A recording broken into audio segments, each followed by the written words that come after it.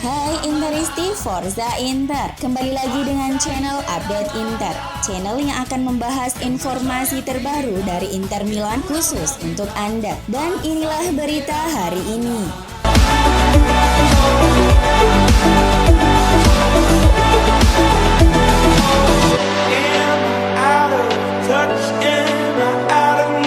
Inter diyakini sudah memulai siklus juara yang ditandai dengan raihan 2 gelar secara beruntun, yakni Scudetto musim 2020-2021 dan Piala Super Italia 2021-2022.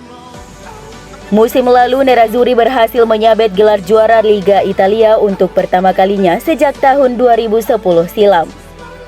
Gelar Scudetto ini merupakan titel ke-19 yang diraih Inter dalam kurun waktu 11 tahun. Sekarang mereka juga sukses menjuarai Piala Super Italia ke-6 setelah mengalahkan Juventus dengan skor 2-1 lewat laga yang berakhir dalam extra time di Stadion Giuseppe Meazza. Seperti yang dilaporkan oleh La Gazzetta dello Sport bahwa kemenangan 2-1 atas Juventus dalam laga final Supercoppa semakin mempertegas anggapan bahwa siklus juara Nerazzurri telah dimulai, yang akan membawa mereka mendominasi di Italia dan bahkan di pentas Eropa. Pasukan Simone Inzaghi sekarang pastinya memiliki mentalitas juara yang sangat diperlukan untuk memenangkan lebih banyak trofi dalam waktu dekat.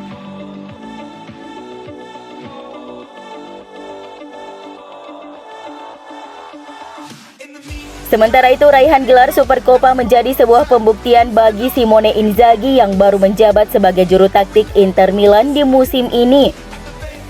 Pikulan beban berat harus menggantikan posisi Antonio Conte yang sukses memberi gelar Scudetto di musim lalu nyata-nyata membuat Inzaghi berkeringat dingin.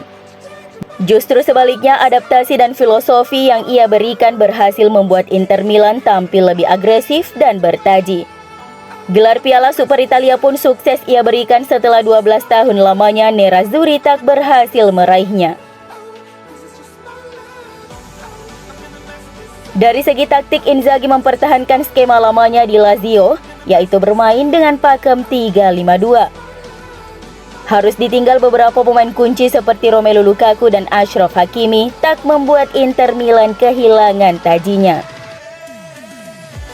Nerazzurri saat ini menjadi tim paling produktif di Liga Italia dengan dulangan 49 gol. Dilansir Avbirex, XG kumulatif Inter Milan berada di angka 37,3, menjadi yang tertinggi di Italia, mengalahkan Atalanta dan Napoli yang bermain ofensif. Secara permainan, Inzaghi mengusung play position dengan mengandalkan pergerakan pemain dan perpindahan bola dengan cepat dari kaki ke kaki. Itu yang menjadi perbedaan gaya permainannya dengan Conte meski sama-sama menggunakan pakem dasar 3-5-2. Conte lebih bermain secara direct dan pragmatis, ia mengedepankan umpan lambung yang menusuk mencari para wingback yang memiliki kecepatan.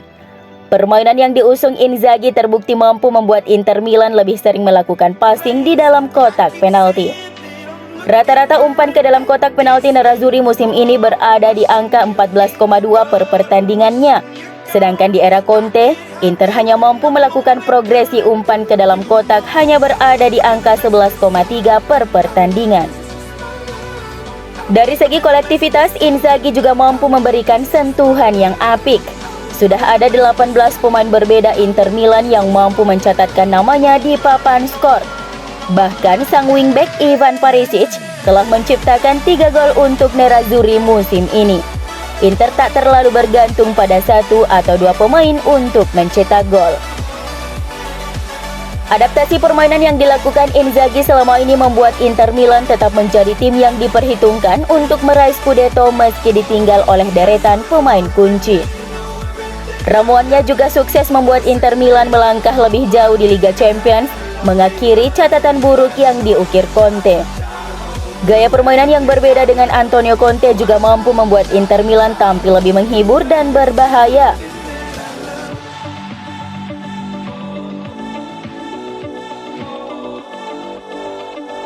Gol Alexis Sanchez pada menit ke-121 mampu memberikan trofi kepada Nerazzurri. Dengan keberhasilan ini, Inter telah mengoleksi 6 trofi Supercoppa Italia.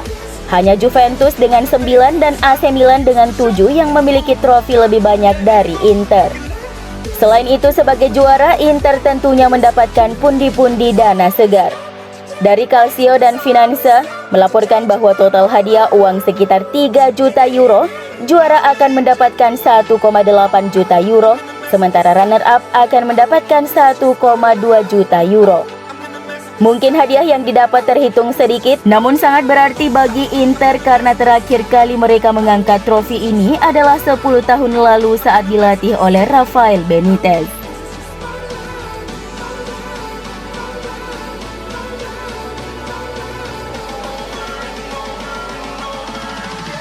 Pelatih Atalanta Gianpiero Gasperini mengaku pesimis dua pemain bintangnya Robin Gosens dan Duvan Zapata bisa tampil melawan Inter Milan dalam lanjutan Serie A pekan ke-22 Senin dini hari nanti.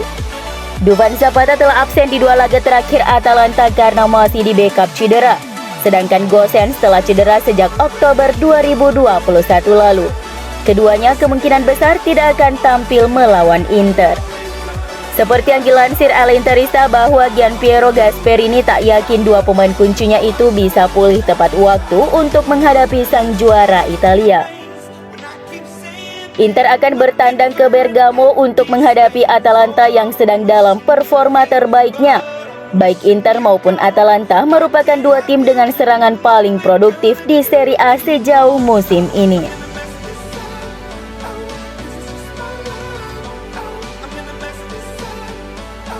Dybala berpeluang hengkang dari Juventus dengan status bebas transfer di musim panas mendatang karena hingga saat ini belum ada kata sepakat terkait perpanjangan kontraknya dengan Bianconeri.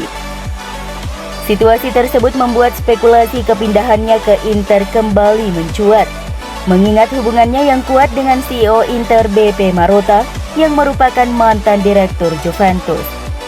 Fabrizio Biasin mengungkapkan bahwa ketika Marotta meninggalkan Bianconeri, Paulo Dybala adalah salah satu yang pertama menulis surat kepadanya.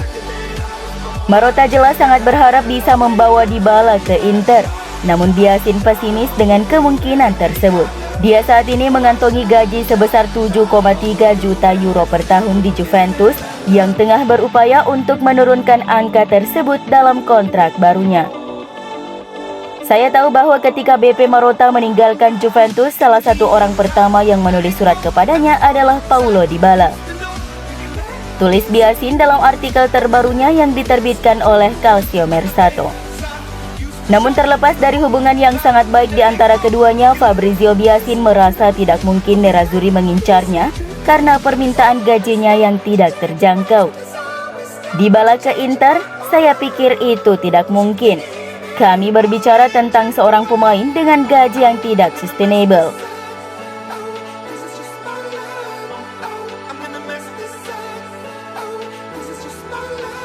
Maurizio Sarri menginginkan Matthias Vecino bergabung dengan Lazio. Manajemen Biancolesti mengiyakan permintaan tersebut dan telah bersiap menawarkan kontrak untuk 3 tahun ke depan dengan status bebas transfer di akhir musim. Sementara itu, menurut Gazzetta dello Sport bahwa sang pelatih menginginkan Matthias Vecino bergabung pada bulan Januari ini. Kemungkinan ini tidak akan dikesampingkan, mengingat Vecino juga tengah mengejar menit bermain lebih banyak daripada duduk di bangku cadangan Inter. Namun, apakah Inter siap melepas pemain Uruguay ini secara cuma-cuma, dikarenakan pihak Lazio hanya ingin merekrutnya secara gratis?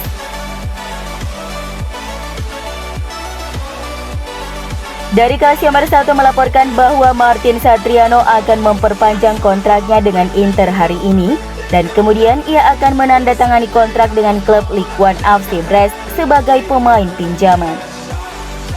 Satriano akan bergabung dengan temannya sesama Primavera yang lebih dulu berada di sana, yaitu Lucien Agoume. Kontraknya sebenarnya baru akan habis pada Juni 2024 nanti, namun klub percaya akan kualitas sang pemain dan ingin memperpanjang masa tinggalnya sampai 2026.